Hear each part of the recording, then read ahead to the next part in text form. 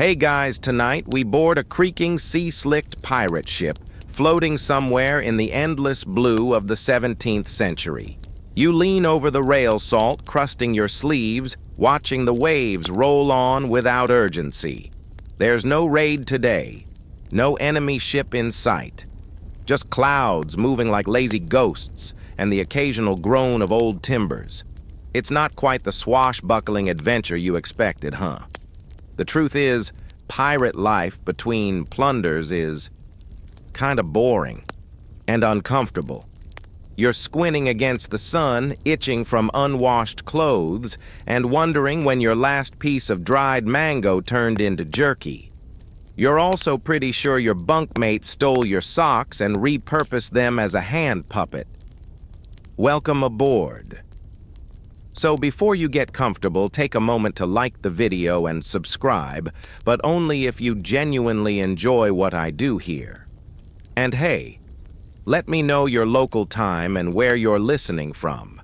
I love seeing the reach of our little bedtime history crew. Now dim, the lights maybe turn on a fan for that soft background hum, and let's ease into tonight's journey together. You trudge across the deck, avoiding a suspicious puddle, the kind that could either be seawater or someone's leftover stew. You hear seagulls screech above, circling the ship like they know you have nothing better to do than throw them scraps. That's life now, adrift, underfed, and bored stiff. Most of your crewmates are sprawled on crates or hammocks, staring at the sails like they might suddenly sprout fireworks. It turns out the most dangerous part of piracy isn't the cannonballs or sword fights, it's the dull drag of the in-between.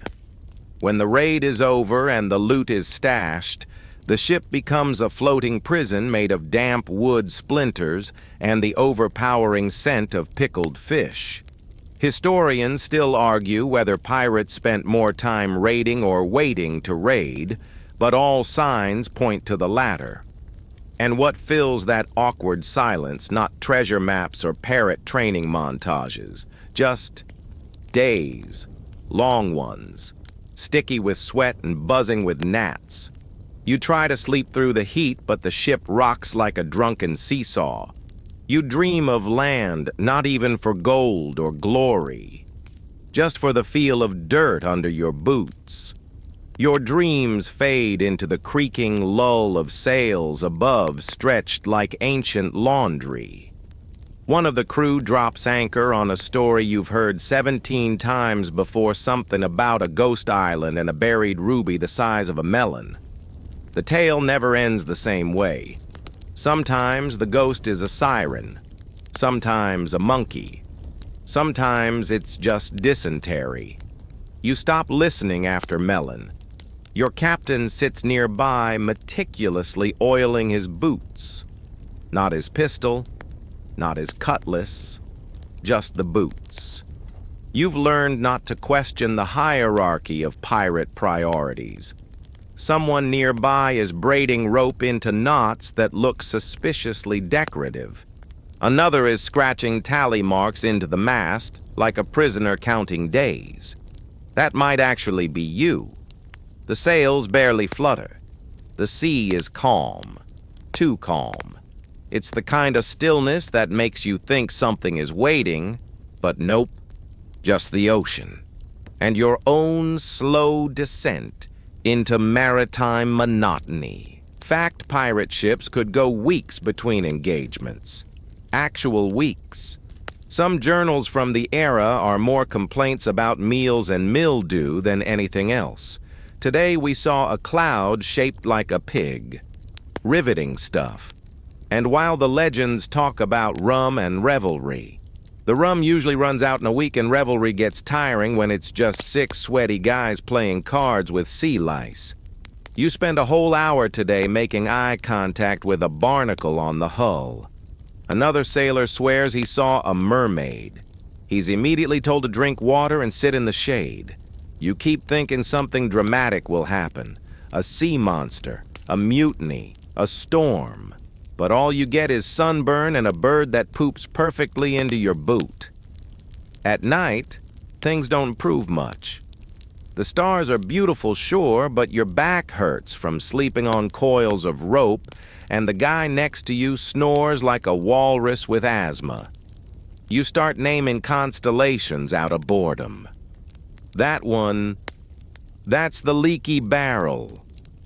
Poetic. You eavesdrop on a whispered debate over whether or not time passes faster at sea. It doesn't. It feels slower. Like the water is dragging time itself behind the keel. One sailor tries to start a conversation about philosophy. He gets ignored in favor of arguing about the last fish stew recipe. Quirky fact of the day, some pirates kept tiny journals just to complain. Entire pages filled with bored, itchy, and sick of hardtack. Those pages survive today in archives where bored interns probably nod in solidarity. Eventually, you find a rhythm in the lull. Your hands get used to the motion of the ship. Your brain starts to hum a low tune that matches the waves. You start seeing beauty in the details, a rope's fray, the pink streak of sunset cloud, the soft flap of the flag above. Still, it's hard not to yearn for excitement, for purpose, for anything that smells less like salted cod. You fall asleep to the rhythmic creak of timbers, dreaming not of buried treasure but of conversation, entertainment, maybe even a day where anything happens. But tomorrow's probably just another day on the world's most accidentally chill pirate ship. Morning arrives like it always does, without a shred of excitement. You wake up with a stiff neck, your face stuck to a wooden crate that used to hold rum, now home to a very smug spider.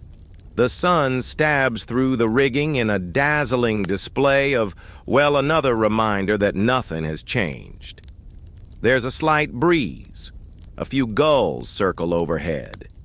You hear the same 3 coughs, the same 7 sneezes, and the same one guy clearing his throat like he's preparing to perform at sea shanty karaoke. So how does 17th century pirates keep from going completely off the rails during this endless lull? Some didn't. Some did. What you're about to do, wander around in search of anything resembling stimulation. There's always deck games, if you can call them that. You find yourself dragged into a shell dice match.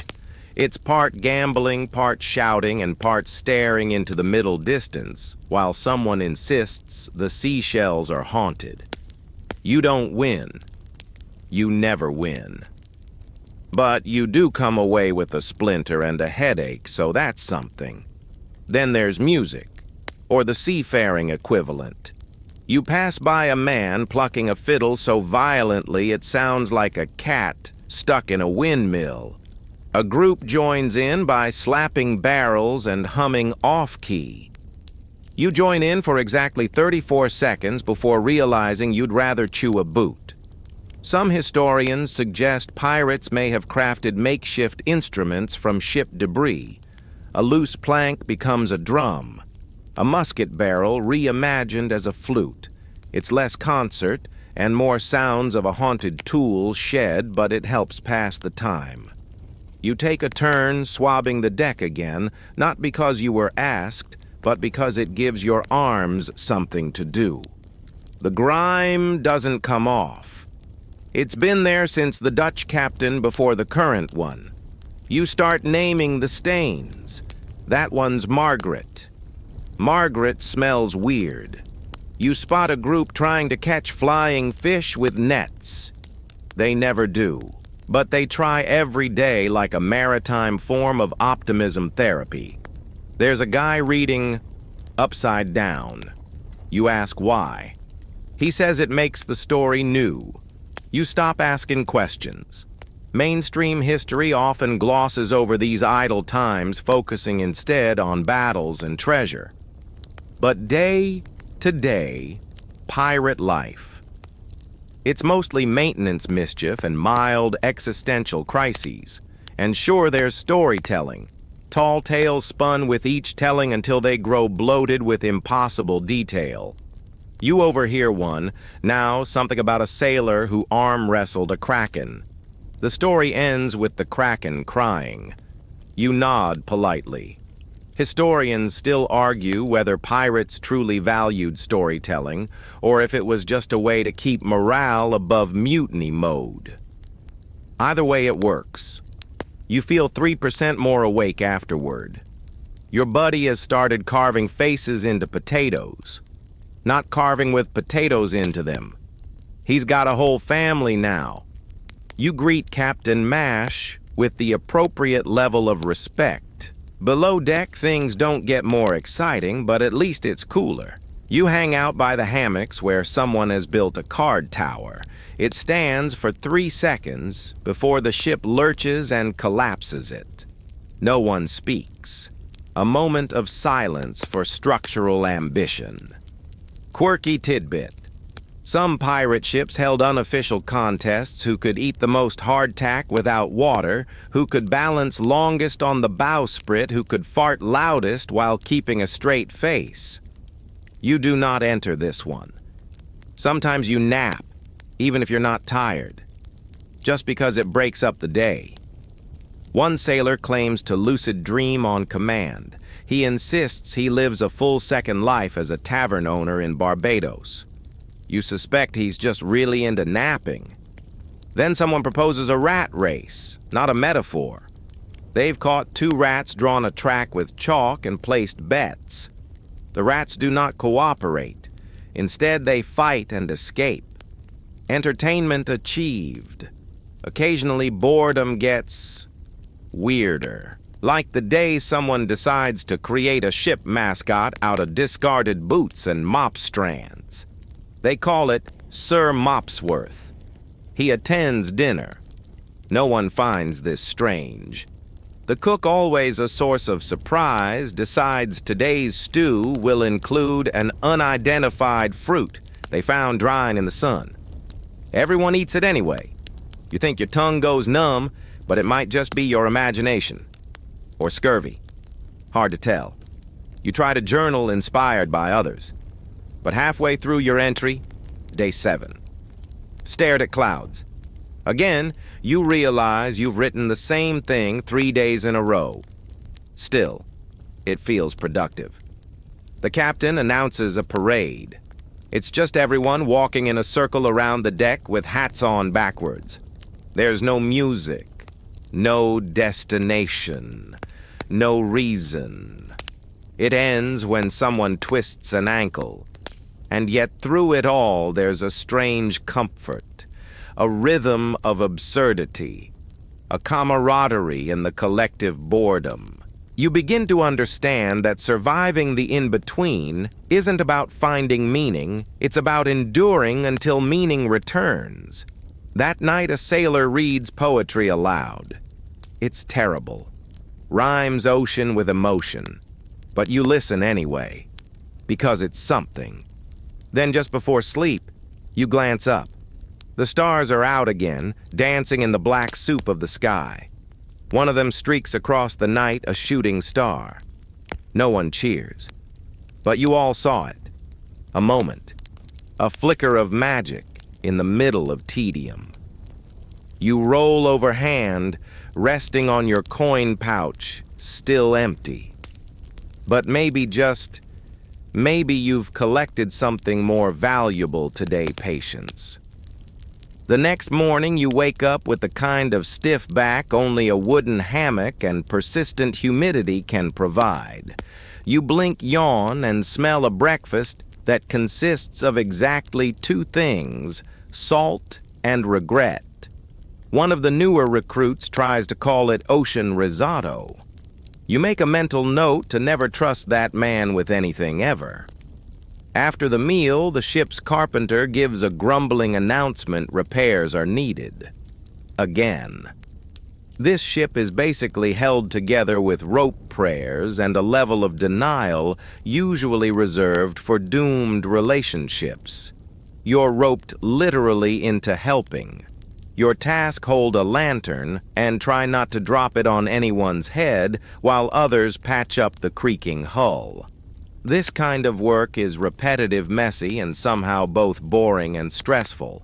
You balance awkwardly on wooden beams, sweat dripping into your eyes as men grunt and argue over whether a crack in the hull is just character or an actual threat to survival.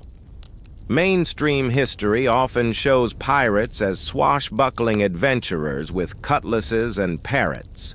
But honestly, they were also deeply involved in DIY home repair, except their home floats leaks and is constantly trying to kill them.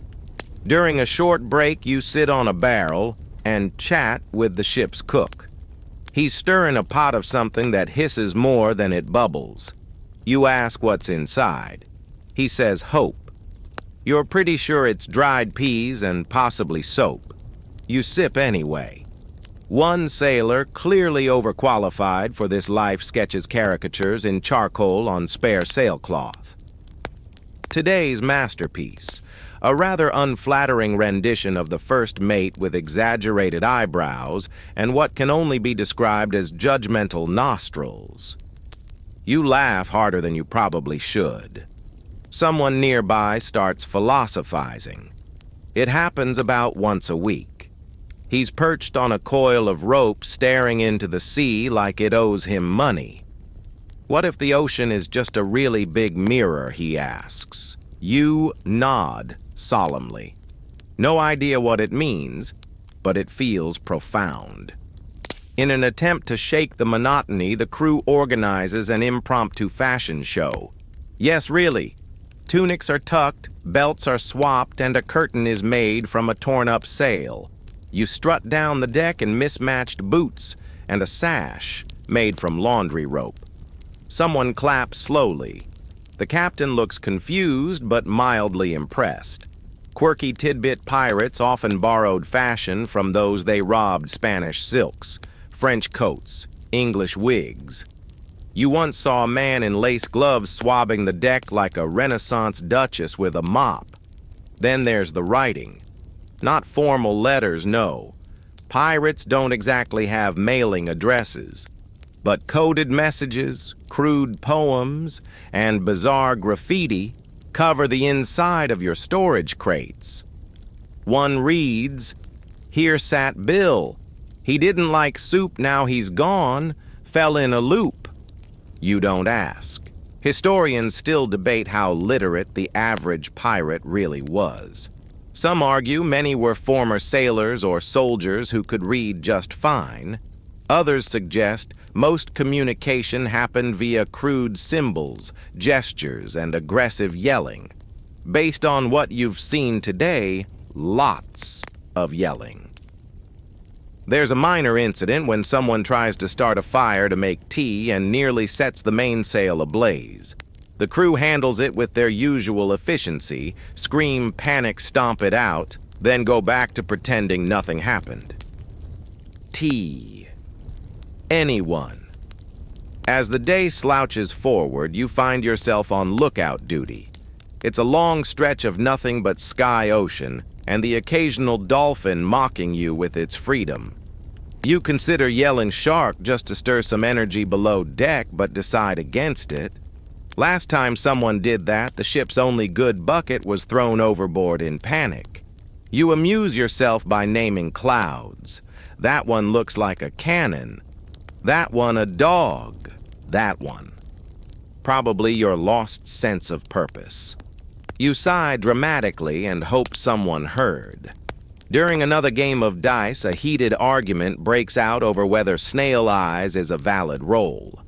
The debate lasts 25 minutes and includes 2 charts a sketch and a man yelling it's in the code. No one wins, and the game is declared cursed. You eventually end up scrubbing the galley floor again because someone dropped a whole jar of pickled turnips. That someone was you. No one says anything, but you feel the judgment. Another sailor starts singing a song of his own creation. It's about a love affair with a mermaid who turns out to be a sea cucumber. The lyrics are bad. The melody is worse. But somehow you all end up humming it by dusk. At dinner, the stew has been upgraded with raisins. You don't ask why. You don't want to know why. It doesn't help, but it does make your teeth stick together like a poorly written pirate contract. Later, you climb up to the crow's nest just to escape the sound of mermaid cucumber blues echoing from below. Up there, the wind's cooler. The stars arrive slowly in clusters and patches like nature's way of reminding you there's something beyond this splintered floating purgatory. And just as your eyes begin to droop, a creak below startles you. Not a ghost, not a sea beast, just the ship shifting in its sleep. Like you, it's tired of waiting. You yawn, rest your head against the mast, and imagine what land smells like. Fresh fruit, dry socks, not fish. You promise yourself if you make it through this next week, you'll buy the fanciest, least practical soap money can buy. Sleep wraps around you, salt-scented and steady, and the lull of boredom becomes almost beautiful. You let it rock you to sleep like an old lullaby whispered by planks and wind, and the faint hope that tomorrow, just maybe something will happen. You wake to the rhythmic creaking of wood and the lightest sting of salt in your nose. The ship groans again like it's trying to yawn. Morning on a pirate ship doesn't involve birds chirping or coffee brewing. Instead, it begins with a man yelling, "Where's my left boot?" and someone else swearing they saw it being used to scoop out soup last night. You stretch. Your body sounds like a bag of old hinges. Today is what the crew calls a dead day. No wind, no prey, no nothing. Just a horizon that looks exactly the same in every direction. You're still drifting somewhere in the Caribbean or possibly the afterlife. To pass the time, you help with chart duty. This mostly involves watching the navigator argue with himself. He's redrawn the coastline of Hispaniola 3 times now, each version weirder than the last. On one, there's a small island labeled probably not a dragon. Historians still argue whether pirates actually believed in sea monsters or just used them as excuses to avoid unfamiliar shores. You lean toward the former, especially after hearing what the quartermaster claims to have seen in the fog last week. You take your turn peering through the spyglass. It's cracked, smudged, and smells like pickled onions for some reason. Still, it gives you something to do besides recounting the number of knots in the mast. It's 247. You check twice. To liven up this floating waiting room, the crew decides on a storytelling contest. The rules, no rules. Just exaggeration flair and the occasional belch for punctuation. The reigning champion tells the story of how he once punched a hurricane. He didn't win, but he claims it respected him afterward. Your own tale involves a stolen chick in a barmaid and an accidental fire in a governor's mansion. By the time you're done, half the crew is laughing, the other half is asleep, and one man is crying. Not at the story, he just really misses chickens. Someone else, clearly more bookish than brawny, pulls out a deck of hand-painted tarot cards. You draw one. It's a fish. No label. Just fish. Apparently it means emotional confusion. You nod sagely. Mainstream history tells us pirates passed time with gambling music and carving tiny sculptures out of bone. What they rarely mention is how bored pirates got between raids. Hours, days, sometimes weeks of nothing but sea and sky. No plunder, no chase. Just waiting. You're starting to understand why they drank so much. Quirky tidbit. Some pirate crews kept monkeys aboard as unofficial mascots. Yours tried it once. The monkey learned how to pick locks, started borrowing jewelry, and was last seen floating away on a barrel, flipping off the entire ship. You miss him daily. To avoid losing your mind completely, you start inventing games. Like, is that a cloud or a ghost spoiler? It's usually a cloud. Or, guess that scent. Answer old cheese every time. You even attempt to teach one of the younger crewmates how to juggle cannonballs using oranges. He ends up with juice in his eye and a deep distrust of citrus. Later, the quartermaster gathers everyone for a serious talk. Apparently, someone's been hoarding biscuits. The crew's version of justice is swift. The hoarder has to perform a dramatic reading of the ship's rulebook, wearing a mop wig and eyeshadow made from crushed blueberries. Honestly, he nails it. Standing ovation. Historians still debate the extent to which pirate ships functioned as democracies. On your ship, at least, major decisions are voted on, including punishments, destinations, and stew ingredients. It's messy, loud, and somehow fairer than most modern meetings. You're assigned rope-checking duty next. That's exactly what it sounds like. You walk around the deck and inspect ropes for phrase knots or mysterious slime. You find all three. One rope is sticky in a way you decide not to question. You make a note and back away slowly. In the afternoon, heat tempers flare over a dispute involving hammock space and someone snoring like a haunted accordion. A duel is proposed, but since it's too hot for violence, they settle it with a foot race. Around the mast. 3 laps. Winner gets the good pillow. Loser has to clean the latrine again. Someone suggests staging a play. A surprisingly enthusiastic response leads to full costumes made from spare sailcloth curtain ties and bits of rope. The pirate opera features a melodramatic captain, a lovesick parrot played by a large man with a falsetto, and a final scene involving a dramatic swoon into a barrel. It's weird. It's brilliant. You laugh so hard you pull something in your side. Dinner that night is surprisingly decent fish, actual spices, and a cake someone managed to bake in a pot. It tastes like hope and salt, but mostly hope. The cook takes a bow. The crew toasts him with mugs of questionable rum. You toast him with a cup of tepid water and a polite nod. Still counts. As stars stretch across the sky, a crewmate brings out a battered violin. The strings are uneven, the sound wobbly, but the melody is oddly soothing. You lie on the deck watching the stars ripple with each swell of the ocean and feel the boredom fade just enough to be replaced by something softer. Stillness. A strange, rare comfort in this drifting world of salt and noise. You close your eyes. For now there's peace. No mutiny, no storm, no sharks. Just soft waves and the occasional sound of someone muttering in their sleep about the monkey again.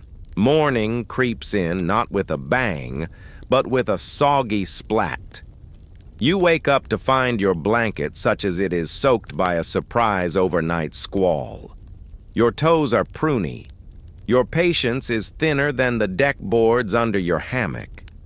You mutter something unrepeatable into the wood grain and swing your legs over only to be greeted by an unexpected visitor, a crab.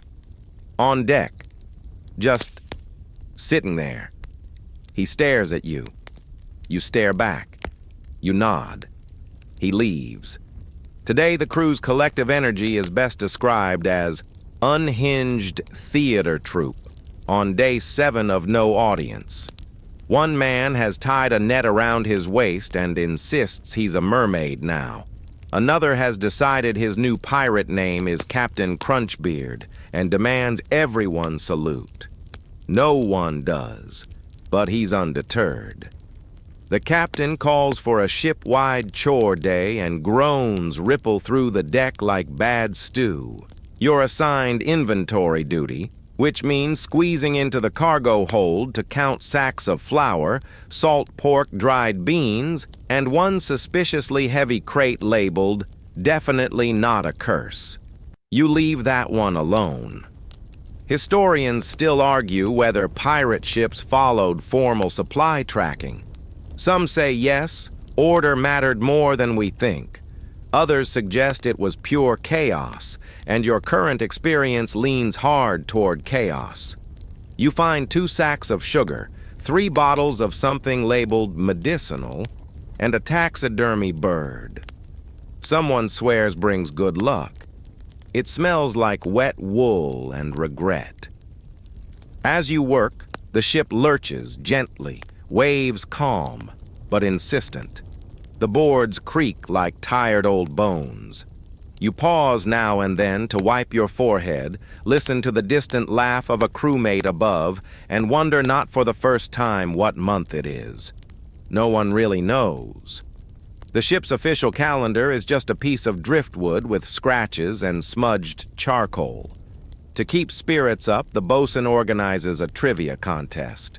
The prizes are underwhelming extra biscuits, the nice spoon not having to swab the privy, but competition is fierce. You learn that octopuses have 3 hearts, pineapples were once pirate bribes, and one crewmate insists against all logic that the moon is just the sun's evil twin. No one challenges him. After lunch, more beans, more rice, one rogue raisin the atmosphere sags. It's too hot to argue, too still to nap. You find shade under a stack of sails and pull out your latest distraction, whittling. You've started carving tiny sea creatures. So far, you've got a walrus, a crab, not the one from earlier, and a jellyfish that honestly looks more like a melted boot. Still, it's yours. Quirky tidbit. Some pirates carried small charms or tokens they believed brought luck, pieces of wood coins with holes even human teeth. You once found a crewmate sleeping with a tiny carved frog tucked behind his ear. He called it Francine. You didn't ask questions. Later, in a flurry of boredom-induced creativity, the crew builds a target range using empty barrels and stale biscuits. You all take turns tossing knives, stones, and in one case a cabbage. The cabbage wins. It ricochets off a post and narrowly misses the captain's parrot, which squawks something unprintable. Mainstream history glosses over these kinds of days. We hear about battles, treasure maps, buried gold. But not about the down days, the humdrum routines, and makeshift games that kept pirates from snapping like dry rope. Between raids, piracy was mostly patience and pretending you weren't going a little mad. A crewmate named Wally decides to write a sea shanty. He's tone-deaf and rhymes grog with fog about 5 times. Still, you help him finish the chorus. It involves a dancing goat and something about stolen cheese. You're weirdly proud of it. Historians still debate whether sea shanties were just work songs or something deeper, communal expressions of shared struggle humor and fleeting joy. Based on your current experience, it's both, especially the goat verse. As sunset rolls in, the captain calls for story circle, not his usual style. But he seems pensive today. Maybe it's the long stillness, or maybe it's the 5th bowl of rehydrated carrots. Either way, he begins recounting his first raid. It's not what you expect. Less blood and fire, more tripping on a loose plank and losing his hat mid-charge. The crew laughs until someone snorts seawater. You share your own memory of a storm off the Yucatan coast, the ship tilting like a seesaw, lightning carving the sky into shards. You were sure you'd sink, but somehow the ocean let you go. As the stories fade one by one, you lie back and stare up at the mast, the sails glowing faintly in the moonlight. There's something almost holy about this stillness. A moment between madness and meaning. You breathe in the brine, the wood smoke, the fading notes of Wally's goat ballad, and let your eyes close. You're not raiding tonight. You're not chasing ships or counting coins. You're just drifting, held in place by stars and stories and salt. The morning sun stretches itself lazily over the horizon, spilling gold across the sea in wide, yawning waves. You blink against the brightness, blinking back a dream about parrots in powdered wigs. It's your turn on lookout duty today, which means climbing the rigging and pretending to care if something appears on the horizon. Spoiler, it doesn't. The crow's nest is less majestic aerial perch and more creaky basket of splinters. As you settle in, a breeze threads its way through your shirt. You pull your collar up and yawn, loud enough to scare off a passing gull. Below, the crew stirs slowly like overcooked porridge. Someone sings off-key. Someone else tells the singer to jump overboard. From your lofty perch, you can see it all, the chipping paint on the bowsprit, the patchwork sails, the cluster of men arguing over whether today is Tuesday or Thursday. It's neither. It's probably then's day. Your task is simple. Scan the horizon for ship's land or anything vaguely profitable. But mostly you find clouds shaped like pineapples and whales that flip their tails just to show off. Every now and then you shout down, "Sail ho," just to mess with them. They groan. You smile. Victory. Quirky tidbit of the day. Some pirate ships reportedly had lookout codes, little signals, or calls only the crew understood. Like a bird whistle meant merchants incoming, or a splash of red cloth that warned of Navy patrols. Yours, a confusing series of arm flaps and the phrase banana jam. No one remembers why. You think it was a dare. After your shift, you climb down legs wobbling like half-set jelly. You're greeted by the quartermaster who thrusts a mop into your hand and points to the deck. You know what to do. You don't argue. Not because you agree, because the mop handle is weirdly pointy and he's already walking away. Scrubbing the deck beneath a baking sun is an exercise in humility or possibly futility. Each plank is coated in a thin layer of mystery. Salt soup. Something worse. You stop asking. The trick is to scrub and daydream. About treasure. About taverns. About bathtubs that don't slosh when you step in. Below deck, the cook is preparing something special. Translation, the same thing as yesterday, but now it's got raisins. You eat it anyway. It tastes like betrayal and old cinnamon. Still, calories are calories. Some pirates' history tells us lived high on the hog, literally. Feasting on fresh pork and tropical fruit in stolen luxury. Others, like you, lived on ship's biscuit so hard it could dent a cannonball. And that's not even counting the bugs. You crunch one mid-bite.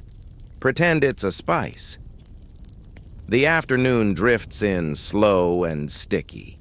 The ship rocks in gentle rhythm, and you swear it's trying to lull you into sleep right there on the floor. Someone starts juggling cannonballs.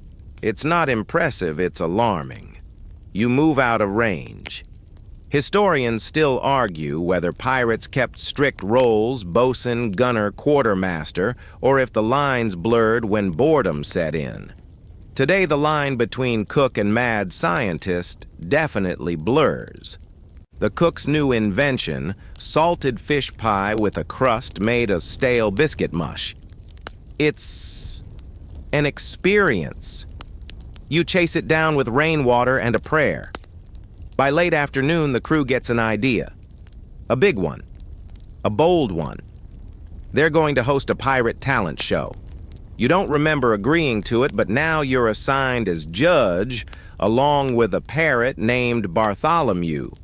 He's impartial, mostly because he's asleep, The acts, spectacularly mediocre. One man plays the fiddle with a spoon. Another does backflips, except he can't backflip, so he just kind of falls with flair. Someone performs a dramatic monologue as a barrel of rum. You give him full marks. Commitment counts. You decide to perform too. Your talent. Dramatic storytelling. You stand on a crate arms wide and spin a tale about a haunted compass that only points to your ex. The crew laughs. Bartholomew squawks. Someone throws a mango in applause. You feel oddly proud. The sun dips low again, gilding the ship in light like an old painting. Everything feels strangely tender. You're surrounded by rogues and lunatics, sure, but they're your rogues and lunatics. The wind flutters the sails. The sea hums softly beneath you. Even the mop leaning in the corner looks a little less hostile tonight. As darkness stretches across the waves, the stars blink awake. The same stars navigators have followed for centuries. You trace them with your finger, murmuring their names. Orion Cassiopeia, the one that looks like a jelly bean. No, not official. But you stand by it. In this space between laughter and loneliness, you understand something. This life isn't just about gold or glory. It's about the in-betweens, the quiet jokes, the absurd rituals, the mangoes hurled in delight. Treasure is overrated. Companionship. That's the real loot. You wake to the sound of muffled yelling, though to be fair, everything sounds muffled when you're nestled beneath a hammock that smells like old rope and sailor regrets. The ship's lurching a little harder than usual, and someone above you is hollering about the rudder again. Typical. You roll out of the hammock with all the grace of a soggy loaf and shuffle to the main deck. The sun's barely up, but the day is already in full swing. The rudder isn't broken. Not technically, it's just expressing itself according to the ship's carpenter, which is a poetic way of saying the tiller squeaks so loud it might be trying to start a band. It's maintenance day again. You know this because the quartermaster is waving around a list that could double as a sail.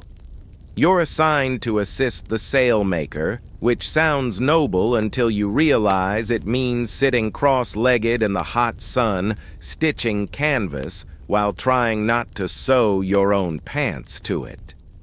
Sail repair is part meditation, part masochism. The needle is comically large, the thread fights back, and the canvas smells like seagull foot. Still, you get into a rhythm stab, pull, like a very sleepy knitting circle. Eventually, your hands go numb, and your thoughts drift off entirely. You imagine you're patching together the sky itself one cloud at a time. Meanwhile, other parts of the ship are undergoing their own enhancements. Someone's repainting the figurehead, a cracked wooden mermaid, with a look of permanent side-eye. Another pirate is fixing a cannon wheel with a spoon. You don't ask questions anymore. You just nod politely and walk away. Mainstream historical fact time. Pirates often had designated roles like cooper carpenter or sailmaker, and these positions were surprisingly respected. Skilled tradesmen were vital to keeping a ship afloat literally. A leaky hull wasn't just annoying, it was an early ticket to the deep blue beyond. Of course, pirates being pirates, these tasks were occasionally interpretive. One quartermaster from the 1690s is rumored to have kept maintenance logs that were actually drawings of cats with eye patches. Historians still argue whether that was satire or just incredibly avant-garde project management. After lunch, hardtack and pickled cabbage, a dish that defies digestion, you head below deck to inventory the rum. It's a delicate job. The crew takes rum more seriously than oxygen. Each barrel is lovingly sniffed, tapped, and occasionally hugged. You're pretty sure one of them whispered its barrel's name. The smell is overpowering spicewood and a hint of bad decisions. But it's strangely comforting, like being swaddled in someone else's hangover. You carefully mark each barrel, pretending you know what you're doing. Truthfully, no one's sure how many are full, how many are watered down, and how many are just hiding empty mugs. The cook passes by with a tray of what he calls experimental stew. It gurgles. You let it gurgle in peace.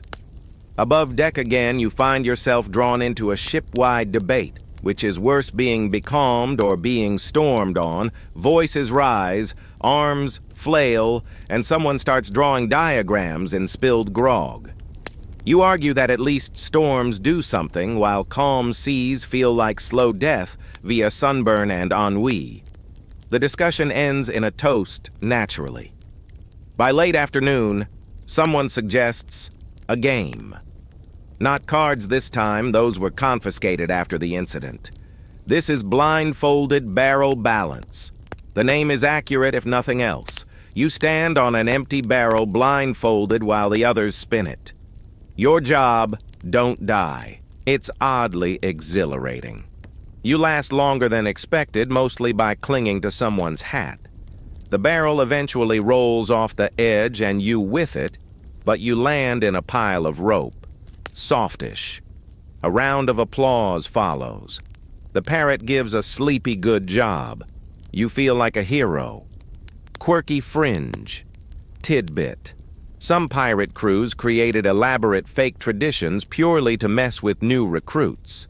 One such ritual involved making the newbie present a gift to the ship, usually a rock-painted gold, and declared sacred ballast.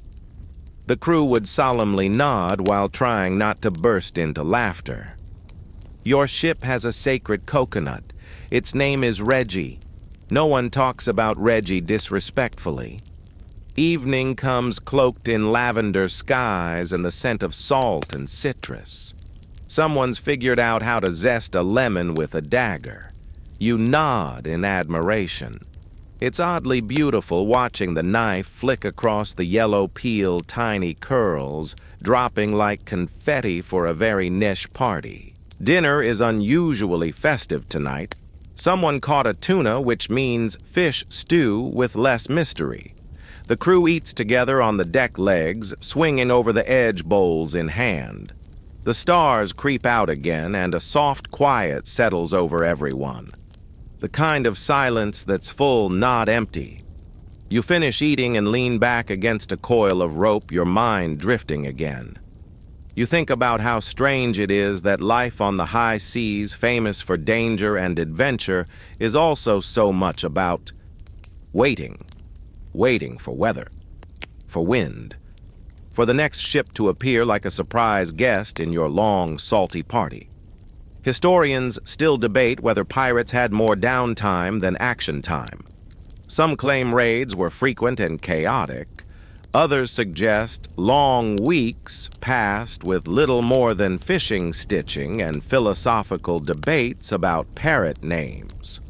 The truth, as always, is probably somewhere in between. You close your eyes for a moment, the sound of waves kissing the hull a lullaby older than language. Above you, the sails flap lazily. Beside you, someone is gently snoring into their empty bowl.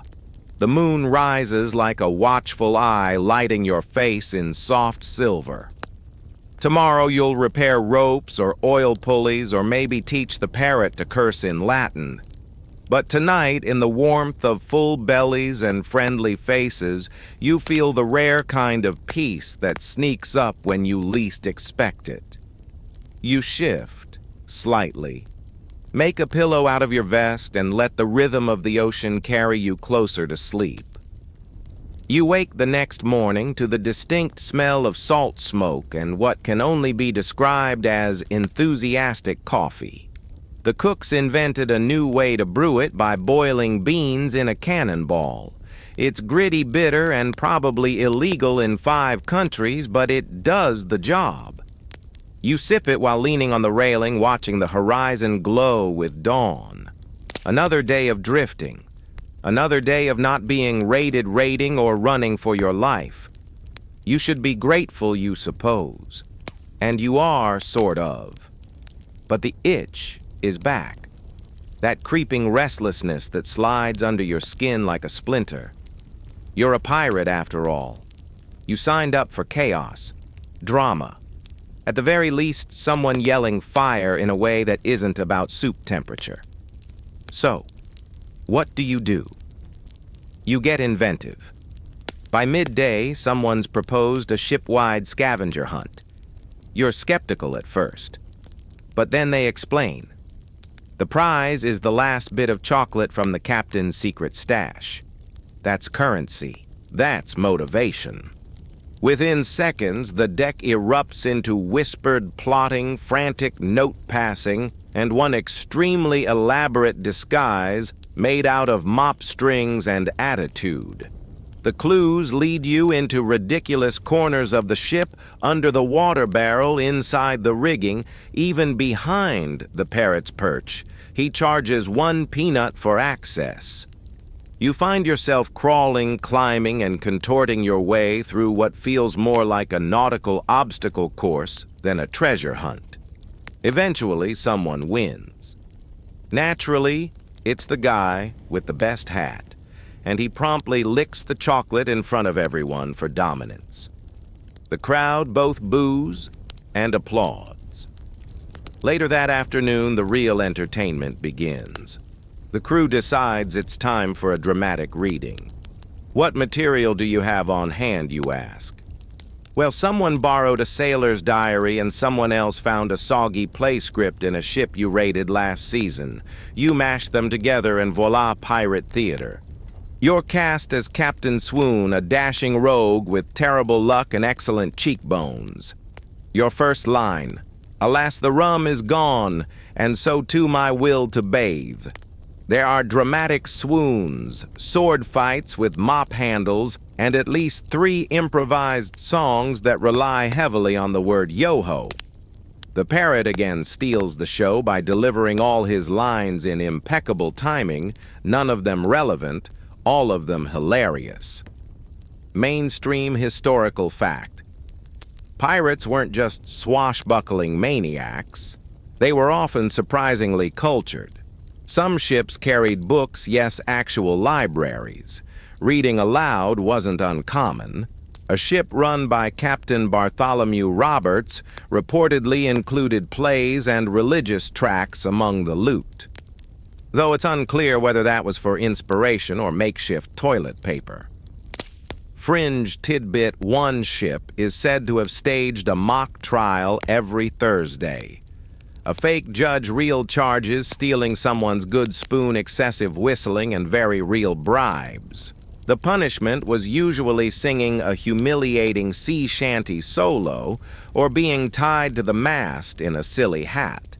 Historians still argue whether these trials were legit morale tools or just a desperate grasp at courtroom cosplay.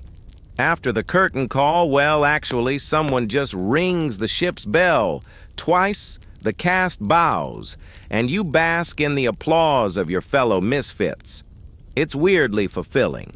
You didn't expect to feel pride in pretending to cry over a pineapple, but here we are. As the sun dips lower, casting gold across the sails, you settle into a quieter evening. One of the older pirates starts telling ghost stories. Not the spooky blood and guts kind. These are slow-burn, eerie tales of ships that sail with no crew compasses, that spin in circles, and whispered voices heard in the fog. You lean in the hair on your neck, lifting just a bit. One tale sticks with you: the Sea of Stillness. A stretch of water where ships go silent, wind dies, and time feels wrong. The pirate insists he's seen it, felt it. Says the clouds stopped moving. Says his compass melted. You all laugh nervously. But that night you do glance at the horizon one extra time before sleeping. Dinner is oddly silent. Maybe it's the ghost stories. Maybe it's just that everyone's tired from a day of sprinting after chocolate and sobbing in character. You eat slowly the stew, surprisingly edible this time. Someone added nutmeg. Fancy. As night wraps its velvet arms around the ship, a few pirates gather instruments. There's a cracked fiddle, 2 spoons, and a drum that looks suspiciously like an upturned bucket. The music is slow, lullaby-like. A sailor hums a tune you recognize but can't name. You lie on your back, staring at stars that flicker like campfires across the sky. Historians still debate how musically inclined most pirate crews were. Some accounts describe full-on sea concerts with harmonies and flutes. Others claim music was rare and mostly used to keep rowing tempo. The truth is, your ears are too full of spoon percussion right now to care. It's oddly charming. You fall asleep slowly, mind adrift on a tide of sound and salt and moonlight. The ocean rocks the ship like a cradle, and for a brief, gentle moment the world makes sense. Tomorrow maybe a merchant ship will appear. Maybe nothing will. Maybe you'll spend the day teaching the parrot more opera. But tonight you're just a drifting dot in a giant sea, surrounded by idiots you trust, wrapped in a blanket that smells like fish and friendship. You wake to laughter and the unmistakable clank of metal spoons in an argument. Apparently, 2 crewmates have declared a duel of breakfasts. Whoever can cook the most edible morning meal using only things found on the port side of the ship wins. The rules are dubious, the ingredients alarming, and the stakes couldn't be lower. You decide to spectate mostly to make sure no one uses the barnacles again. Someone's got pickled fish on a biscuit. Someone else worryingly just opened a jar labeled mystery paste. The cook, offended by the entire event, sulks behind a barrel muttering about artistry. You try both dishes because, well, you have very few self-preservation instincts left at this point. The fish biscuit wins. Barely. The sun is sharp and golden, bouncing off the deck as if it has something to prove. You feel its heat on your back as you scrub down your section of the deck, today's chore. You do it slowly, methodically, pushing the soapy water around like you're painting with salt. It's almost meditative. Almost. Until someone dumps a bucket of water on your boots accidentally. Mainstream historical fact. Pirate ships were often cleaner than merchant vessels. Weirdly enough. Hygiene wasn't a luxury, it was survival. A dirty deck could mean rot disease or just a miserable life. Pirates knew that a healthy crew was an efficient crew, and regular cleaning was part of the deal, even if it came with splashes and sarcasm. Your next task is rigging inspection. That means climbing, yes, climbing the web of ropes that crisscross above the deck like a tangled noodle maze. The higher you go, the more the ship seems to shrink, the more the ocean stretches in every direction like a blue infinity scarf. The breeze tugs at your shirt, and the salt stings your eyes. You cling to the ropes like a squirrel on espresso, checking knots and splices as you go. You pause for a moment near the top where the crow's nest rocks like a cradle in the sky. The view is breathtaking. Sky sea, maybe a hint of land in the far, far distance. You don't yell land ho, though. That got old the first week. Now you just whisper it dramatically to the seagulls. They appreciate the nuance. Quirky tidbit, one pirate ship had a pet goat that could climb into the rigging. No one knows why. She'd just wander up there mid-voyage and perch like the world's most judgmental figurehead. Historians still argue whether the goat was trained or just very nosy. Either way, she once kicked a lookout square in the chest and was promoted to aerial defense captain as a joke. The title stuck. Back on deck, a small commotion brews. One of the newer pirates has invented a game involving coconuts, dice, and a wooden spoon.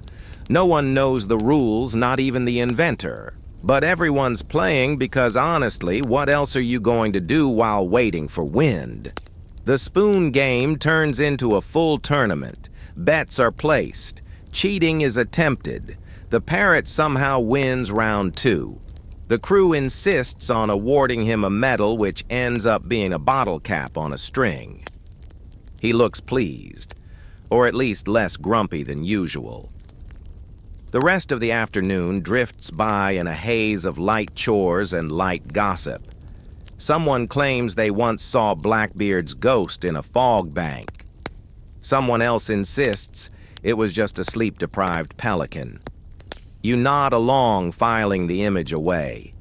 A ghostly pelican seems about right for this life. A storm cloud hovers on the horizon, but it's lazy, indecisive. It threatens you with rumble and shade, then drifts away without commitment. The crew applauds sarcastically. Even the weather has mood swings out here. By dinner, the talk turns to old ships and older legends. One pirate shares the tale of the vanishing cutter, a vessel that would appear only when you were most bored, sail past in complete silence, and vanish again. It didn't steal or fight. It just was, like a celestial prank. Historians still debate if these sightings were mirages, ghost ships, or simply boredom-induced hallucinations. One thing's for sure, everyone's seen it, or says they have. You eat quietly, your food balanced in your lap, the wood of the ship warm beneath you. It's a kind of peace. Most people never feel simple, steady, almost sacred. You look around and realize everyone else is just content. There's no yelling, no fighting, not even snoring. Just the sound of cutlery against bowls and the creak of the ship's bones. Night falls with velvet softness. The moon peeks through a tangle of clouds, and the stars blink into being one by one like polite dinner guests arriving fashionably late. You stretch out beside a coil of rope using your jacket as a pillow. It's lumpy but familiar. The sea laps gently against the hull. The sails rustle with lazy grace. You think about the days to come, more sailing, maybe a storm, maybe a chase. But maybe not. Maybe just more of this slow mornings, absurd games, stories and stars and salt. You're not sure when it happened, when the boredom turned into rhythm, when the waiting became comfort. But you realize it has. This isn't the edge of adventure. This is the adventure. The quiet, scrappy, sunburned part that no one writes songs about, but that holds the heart of piracy. The part where you learn who your crewmates really are. Where you find peace in spoon duels and parrot trophies. You exhale slowly, the sea breeze threading through your hair. The ship rocks gently, a lullaby in wood and wind. You close your eyes. You don't dream of treasure. You dream of tomorrow, of waking up drinking cannonball coffee and doing it all over again. You wake to a sky the color of old parchment, soft, dim, and uncertain. The sun is trying bless its golden little heart, but there's a thick marine mist rolling across the deck like it owns the place. You pull your jacket tighter and shiver slightly, not from cold exactly, but from that curious sense of suspended time. The whole world feels paused. A bell clangs lazily somewhere forward. Not an alarm, just the start of another aimless day. You yawn, stretch, and wander toward the galley, where breakfast is once again a debate between soggy biscuit and slightly more soggy biscuit. You choose the latter because you're feeling bold. Today's big event: fortune telling. No, really. One of the older pirates, a wiry woman with a face like weathered driftwood and tattoos that might predate democracy, has decided to set up shop reading palms. She's already wearing a headscarf covered in coins and squinting like she knows your entire search history. You sit down across from her palm, out trying not to laugh. She traces a line along your thumb and frowns dramatically. You've got the mark of Neptune's impatience, she says. Restless, fidgety, maybe a little too curious for your own good. You nod solemnly, as if that isn't also your horoscope Myers-Briggs and probably blood type. For a small shell and a larger sense of theater, she reads half the crew. One pirate is apparently destined to become a land baron, unlikely another to fall in love with a barmaid named Doris, statistically plausible, and the parrot is going to live forever, which tracks honestly. Mainstream historical fact. Pirates were a deeply superstitious bunch. Fortune-telling charms, omens. These weren't jokes. They were part of a belief system built from sailor lore and desperate hope. Some ships refused to leave harbor on Fridays. Others had rules against whistling below deck, which was said to whistle up the wind, usually a storm. Fringe tidbit. One French pirate crew reportedly kept a cabbage dressed like a baby on board for good luck. They named it Claude and spoke to it respectfully. Historians still argue whether this was a bizarre joke, a psychological coping mechanism, or just extreme scurvy hallucination. But Claude survived 3 voyages and was given a proper burial at sea. Later, someone pulls out an old game board carved into the table, something like chess, but with tiny anchors and squid instead of knights and queens. You play a few rounds, losing every time, but the ritual is soothing. There's something wonderful about losing to someone who's missing 3 fingers and still plays better than you. Then the mist clears, and something happens. On the edge of the horizon, barely visible like a smudge on the lens of the world, you spot another ship, a tiny silhouette. No flags, no sails raised, just floating, watching. The deck goes quiet. Binoculars are passed hand to hand, and you all stare in collective squint. Could be a merchant vessel. Could be another pirate crew. Could be nothing. But there's something about how it doesn't move. How the sea around it is still. Someone whispers, "The vanishing cutter." No one laughs.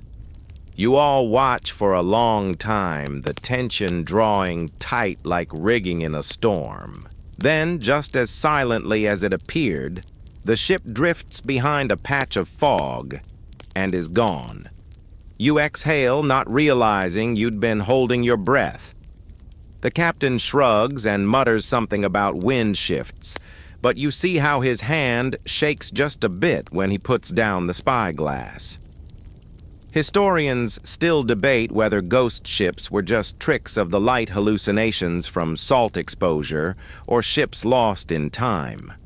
But when you see something like that, it doesn't feel like a trick. It feels like memory. The mood on deck shifts afterward, not fearful exactly, more reflective. The energy drops a notch. Pirates sit in quieter clusters, repairing their gear or humming quietly to themselves. The parrot even stops swearing. Something about the sea has reminded everyone this life is thinly balanced between story and reality. You spend the afternoon helping patch a torn sail. The sun warms your back. Your fingers ache in that satisfying, earned kind of way. Someone sings a song low and slow beside you, one of those old sea ballads that sounds like it should be sung with a tear and a sip of something strong. By evening, the ship is still again. The sea glassy, the sky wide open and glowing. Dinner is served in soft conversation. You share dried fruit and salted meat and a few bites of something sweet that came from who knows where. The crew is quiet, not sullen, but thoughtful. It's been a long day, not in events, but in feeling. You lie down once more beneath a net of stars. The constellations spin gently overhead. The wood beneath you creaks like an old friend sighing. Tomorrow, maybe you'll drop anchor near a port. Maybe you'll trade some goods, write letters you'll never send. Or maybe it'll be another long, slow drift across nowhere.